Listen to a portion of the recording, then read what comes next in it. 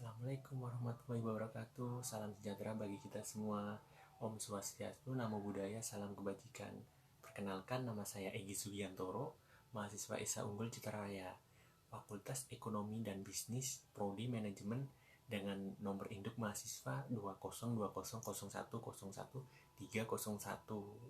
Di video yang saya buat ini, saya akan menjelaskan beberapa hal mengenai keterampilan berbicara. Nah, sebelum membahas inti dari keterampilan berbicara ini, alangkah baiknya saya menjelaskan apa pengertian keterampilan berbicara itu. Nah, pengertian keterampilan berbicara itu sendiri dapat diartikan sebagai kemampuan mengucapkan bunyi-bunyi artikulasi atau kata-kata untuk mengekspresikan, menyatakan, dan menyampaikan pikiran, gagasan, serta perasaan. Nah, sedangkan secara umum, berbicara merupakan proses penemuan gagasan dalam bentuk ujaran. Nah, apa sih tujuan keterampilan berbicara itu?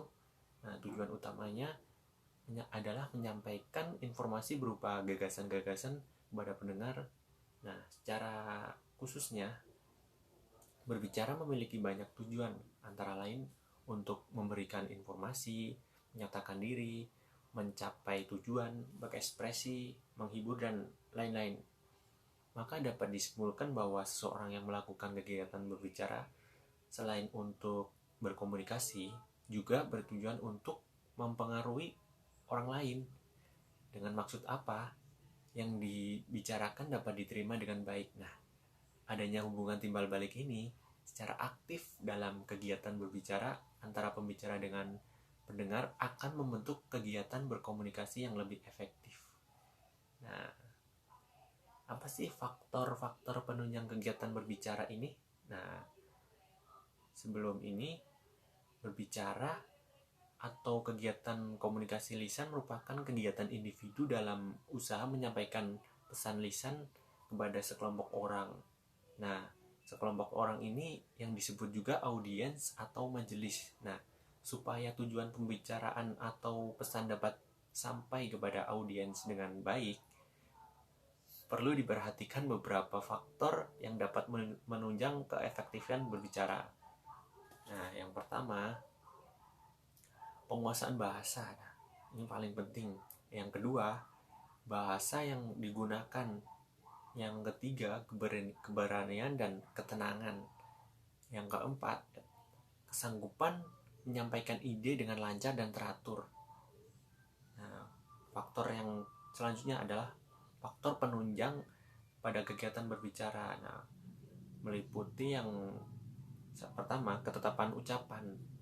Yang kedua, penempatan tekanan nada, sendi atau durasi yang sesuai. Yang ketiga, pilihan kata. Nah, ketepatan kata ini harus menggunakan kalimat serta tata bahasanya yang baik. Yang keempat, ketepatan sasaran pembicaraan.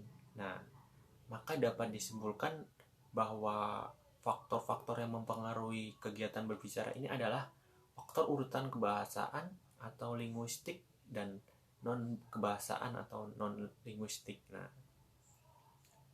apa sih faktor-faktor yang menghambat kegiatan berbicara ini?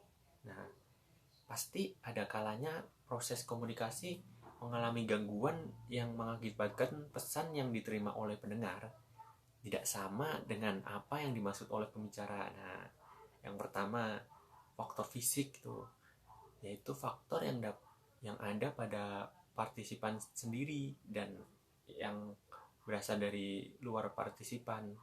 Nah, yang kedua, faktor media, yaitu faktor linguistik dan faktor non linguistik, misalnya lagu, irama, tekanan, ucapan, isyarat, gerak bagian tubuh. Yang C, atau yang ketiga, faktor psikologis. Nah, faktor yang terakhir ini kondisi kejiwaan partisipan komunikasi. Nah, misalnya dalam keadaan marah, menangis, dan sakit. Nah di dalam keterampilan berbahasa ini ada pengembangan keterampilan berbicara. Nah, yang pertama, metode pembelajaran berbicara yang sering kita gunakan adalah metode ulang ucap atau metode yang digunakan oleh seorang guru dengan suara guru atau rekaman suara guru. Model ucapan diperdengarkan di muka kelas. Nah, siswa akan menyimak dengan teliti. Nah, kemudian mengucapkan kembali sesuai model guru. Nah, misalnya guru menyebutkan ini mama. Nah, siswanya menirukan ini mama. Yang kedua, metode lihat ucap. Nah, guru akan memperlihatkan gambar atau benda tertentu kemudian menyebutkan nama benda tersebut. Nah, benda atau gambaran yang diperlihatkan atau dipilih guru harus cermat atau sesuai dengan lingkungan yang dibutuhkan siswa. Nah, misalnya guru menunjukkan ini rambutan. Nah, siswa ini rambutan. Yang ketiga, metode memerikan. Metode ini berarti menjelaskan atau menerangkan, menulis, dan mendeskripsikan sesuatu. Nah, siswa disuruh untuk memperhatikan sesuatu benda atau gambar kesibukan, lalu memandang atau selanjutnya siswa diminta untuk memberikan apa yang diperlihatkan guru kepada mereka. Nah, tentu saja pemberian ini sesuai dengan kemampuan dan tingkat keterampilan berbahasa siswa. Nah, misalnya guru memperlihatkan 3 anak sedang bermain kelereng di sekolah. Nah, siswa sebut saja namanya Ali, Tono, dan Joko bermain kelereng. Nah, mereka bermain di halaman sekolah. Nah, mereka bermain sebelum masuk sekolah dan seterusnya. Metode yang selanjutnya adalah metode menjawab pertanyaan. Nah, siswa-siswa yang mengalami kesalahan, kesulitan, atau merasa malu untuk berbicara atau bercerita dapat dibimbing untuk dipancing dengan pertanyaan guru. Nah, sehingga yang bersangkutan menjawab pertanyaan guru. Nah, pertanyaan ini dapat bermacam-macam sesuai dengan tema yang sedang diajarkan. Nah, misalnya untuk memperkenalkan diri siswa, guru dapat mengajukan sejumlah pertanyaan kepada siswa yang bersangkutan mengenai nama orang tua, alamatnya, umurnya, jumlah keluarganya, dan sebagainya. Nah, metode yang selanjutnya adalah metode bertanya. Nah, melalui pertanyaan ini, siswa dapat menyatakan keingintahuannya terhadap segala sesuatu yang diinginkannya. Nah, tingkat atau ragam pertanyaan yang diutarakan mengindikasikan tingkat kematangan dan kecerdasan siswa. Nah, dengan pertanyaan-pertanyaan yang sistematis, siswa dapat menemukan apa yang diinginkannya. Anak kecil yang belajar mengenai lingkungan sering bertanya berbagai hal. Nah, anak yang cerdas tidak hanya menanamkan nama benda, tetapi menanyakan pula berbagai tentang hal yang ingin diketahuinya. Nah, misalnya pertanyaan berbagai hal tentang benda yang ada gunanya, cara membuatnya, di mana benda yang dijual, terbuat dari apa. Nah, yang selanjutnya metode wawancara. Nah, metode ini adalah percakapan dalam bentuk tanya jawab. Nah, wawancara dapat seseorang wartawan, mahasiswa, penyiar radio, atau juara dalam bidangnya masing-masing. Nah,